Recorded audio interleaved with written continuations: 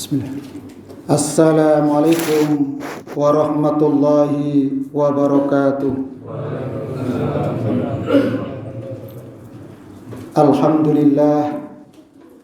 Alhamdulillahilladzi ja'ala syahrul Ramadan sayyidas suhur wa anzala fihi al-Qur'an hudan lin-nasi wa bayyinatin minal huda wal furqan.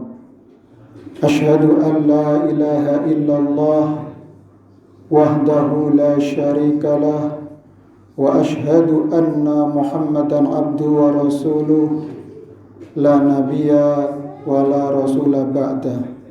Amma ba'du. Jamaah salat isya, salat tarawih dan insyaallah salat witir rahimakumullah. Tiada henti-hentinya kita memanjatkan puja dan puji syukur kehadirat Allah Subhanahu wa taala atas segala nikmat dan karunia-Nya sampai detik ini kita masih bernafas dengan lega, sekalipun ada yang pilek-pilek dikit gitu, nopo-nopo.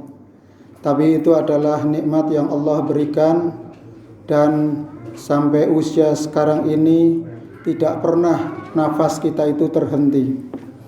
Seandainya berhenti 1 detik atau 1 menit mungkin bisa ya, tapi sampai jam-jaman atau sampai sehari nggak mungkin lah. Maka Allah Subhanahu wa taala sudah terbukti memberikan nikmat kepada kita secara cuma-cuma, free. Maka timbal baliknya adalah kita bersyukur kepada Allah Subhanahu wa taala, sekalipun Allah tidak butuh ibadah yang dilakukan oleh hamba, tetapi hamba itulah yang butuh untuk senantiasa mendekatkan diri kepada Allah dan memohon kepada Allah. Apalagi kita sudah di 1/2 yang kedua dari bulan suci Ramadan ini, di mana kita harus memperbanyak untuk berdoa, memohon kepada Allah. Segala proposal kehidupan kita tumpah ruahkan di bulan suci Ramadan ini. Kita mohonkan kepada Allah Subhanahu wa taala, karena Allah Subhanahu wa taala berjanji dalam surat Al-Baqarah 186, A'udzubillahi minasyaitonirrajim. Bismillahirrahmanirrahim. Wa idza sa'alaka 'ibadi 'anni fa inni qarib ujibu da'watad da'i idza da'ani falyastajibuli wal yu'minu bi la'allahum yarsyudun. Dan apabila hamba-hambaku bertanya kepadamu Muhammad tentang aku, maka sesungguhnya aku dekat. Jadi kita sangat dekat dengan Allah Subhanahu wa taala. Kalau ingin membuktikan bahwa Allah sangat dekat dengan diri kita, cobalah ambil silet. Maka di urat leher kita ini ada saraf yang sangat berpengaruh terhadap kehidupan kita. Kalau kita beleh saraf itu, maka kita akan kembali kepada Allah dengan cara yang cepat. Itulah sangat dekat kita. Allah itu sangat dekat dengan kita seperti hubungannya dengan urat leher kita masing-masing. Jadi kalau nyawa kita sudah ada di tenggorokan, maka itu adalah kita sangat dekat sekali dengan Allah Subhanahu wa taala. Maka fastajibuli, aku kabulkan permohonan orang-orang yang berdoa apabila dia berdoa kepadaku. Hendaklah mereka memenuhi perintahku dan beriman kepadaku agar mereka memperoleh kebenaran. Jamaah rahimakumullah, mengapa sih kita sebagai manusia berdoa? Inilah pertanyaan yang mendasar yang harus kita renungkan.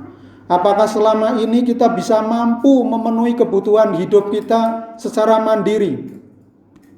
Sekalipun kita mempunyai apa saja, tapi tetap kita butuh ketenangan batin. Kita butuh jaminan kehidupan setelah mati ini. Justru itulah menjadi top goal atau tujuan utama yang harus kita capai. Sedangkan segala sesuatu yang ada di dunia ini hanya sebagai fasilitas, sarana untuk mencapai goal utama, yaitu meraih ridha Allah Subhanahu wa taala. Karena kalau hanya mengandalkan dunia saja sebagai saat ini kita tempat berpijak, maka kehidupan kita itu berlanjut sampai kehidupan akhirat. Di dunia adalah tempat berkarya, tempat bermohon, tempat berikhtiar. Memang tidak semua usaha-usaha yang kita lakukan itu langsung dikabulkan oleh Allah. Ada tahapan-tahapan, ada waktu di mana ada beberapa syarat agar doa-doa kita itu dikabulkan oleh Allah Subhanahu wa taala. Maka yang apabila di antara doa yang dipanjatkan kepada Allah ada yang belum dikabulkan, ada beberapa sebab. Maka kita buat checklist. Yang pertama adalah tidak memenuhi syarat-syarat yang semestinya. Jadi kita berdoa tetapi belum ada action, tidak ada ikhtiar yang kita lakukan. Maka harus ada ikhtiar agar doa kita itu terkabulkan. Antara doa dengan ikhtiar kita, maka terkabulnya atau dikabulkan doa kita. Yang kedua, tidak mutlak Allah memberikan sesuatu dengan yang dimohonkan oleh hambanya, tetapi diganti atau disesuaikan dengan yang lebih baik bagi pemohonnya, baik di dunia maupun di akhirat. Maka di dalam ayat ini Allah menghubungkan antara doa yang dijanjikan akan dikabulkan Allah dengan ketentuan bahwa hamba-hambanya harus mematuhi segala perintahnya dan beriman kepadanya. Selain itu, doa hendaklah dilakukan dengan khusyuk, sungguh-sungguh, orang dengan main-main ya, adik-adik ya. Kalau berdoa itu sungguh-sungguh, tenanan, dengan sepenuh hati, totalitas. Bukan doa untuk menganiaya orang lain. Contohnya, ya Allah, aku serik banget dengan si A, tok doakan nyungsep. Na'udzubillah min dzalik. Doa-doa ini yang tidak diperkenankan. Doa-doa yang kita panjatkan yang positif-positif. Karena kita harus berpositif thinking kepada Allah, bahwa Allah akan mengabulkan doa yang kita mohonkan. Kemudian orang yang memutuskan hubungan silaturahmi dan orang yang melakukan perbuatan maksiat, mengapa doa itu tidak segera dikabulkan? Maka bisa saja kita memutuskan hubungan silaturahmi, persaudaraan, pertemanan, persahabatan, atau mungkin dengan tetangga kita masih ada pingget-pingget, serik, iri, dengki. Ini penyakit-penyakit ini harus dihilangkan, kita sirnakan dari diri kita, sehingga hati kita akan celing, bersih, dan akan diisi dengan kebaikan-kebaikan. Memang segala sesuatu harus menurut syarat-syarat atau tata cara yang baik dan dapat menyampaikannya kepada yang dimaksud. Kalau seorang berkata, ya Tuhanku berikanlah kepadaku 1.000 rupiah tanpa melakukan usaha, maka dia bukan berdoa, tetapi sesungguhnya dia seorang yang jahil. Jadi kalau kita memohon sesuatu kemudian kita tidak berikhtiar, tidak berusaha, ya sama saja kita akan zong, tidak akan dapat.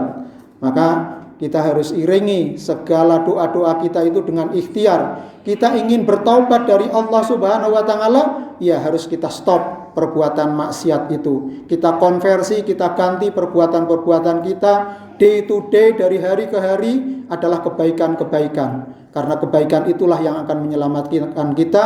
Dengan kebaikan itulah yang akan memberikan kita keberuntungan di dunia maupun keberuntungan di akhirat. Semoga ini bisa menginspirasi kita dari surat Al-Baqarah 186, senantiasa kita mendekatkan diri kepada Allah dengan memohon sebaik-baiknya agar kita selamat dunia dan akhirat.